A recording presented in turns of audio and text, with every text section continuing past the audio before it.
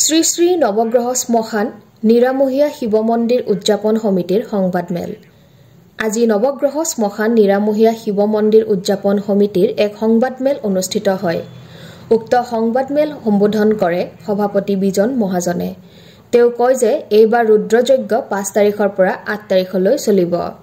পুৰীৰ গোবৰ্ধন পীঠৰ জগতগুৰু শংকৰাচাৰ্য শ্ৰী শ্ৰী অধ্যক্ষানন্দ মহাপ্ৰভুৰ লগতে ভানপুৰা পীঠৰ শংকৰাচাৰ্য শ্ৰী শ্ৰী জ্ঞানানন্দ তীৰ্থ মহাপ্ৰভুৰ লগতে অসমৰ মাননীয় ৰাজ্যপাল শ্ৰীযুত গোলাপচান্দ কাটাৰিয়াৰ লগতে কেন্দ্ৰীয় মন্ত্ৰী সৰ্বানন্দ সোণোৱাল উপস্থিত থাকিব। সহযোগিতা আপোনালোকৰ মাধ্যমৰ জৰিয়তে আমি নিশ্চিতভাৱে বিচাৰিছো।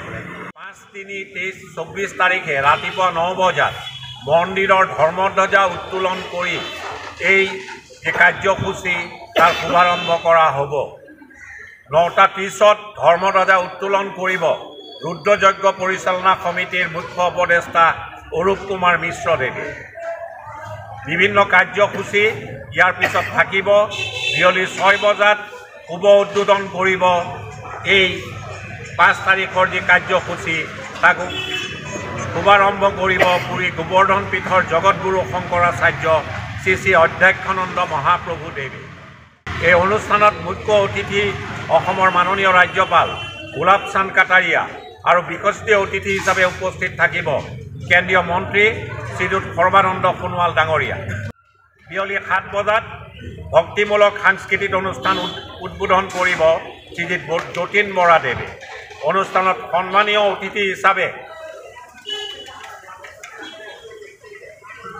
উপস্থিত থাকিব ডক্টৰ প্ৰদীপ ঠাকুৰীয়া আৰু ঋষিৰাজ বৰকটকী ডাঙৰীয়া।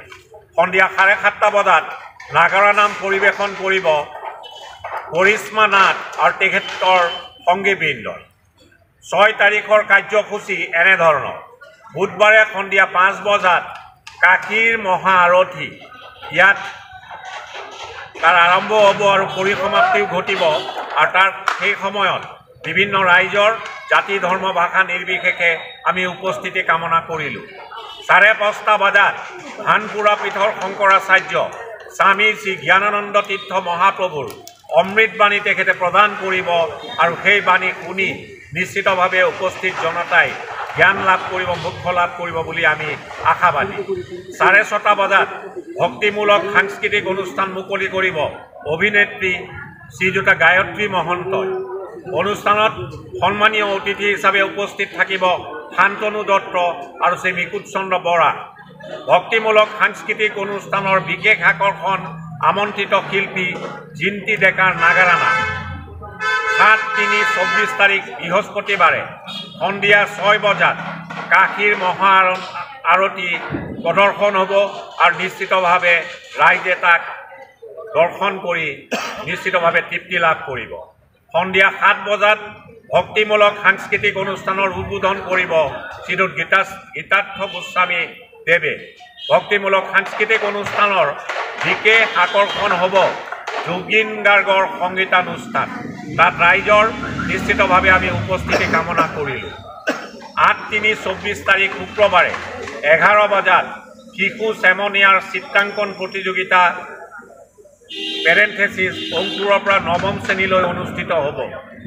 দিনৰ 1 কৰা হৈছে আৰু সেই ভোগ ভাত নিশ্চিতভাৱে প্ৰভুৰ প্ৰসাদ হিচাপে সকলো ভক্তপ্ৰাণ ৰাইজে গ্ৰহণ কৰিব বুলি আমি আশাবাদী। আপোনালোকৰ মাধ্যমৰ জৰিয়তে সমূহ গুৱাহাটীবাসী ৰাইজক নিশ্চিতভাৱে অসমবাসী ৰাইজক আমি সাদৰেৰে আমন্ত্ৰণ ৰাখিলোঁ।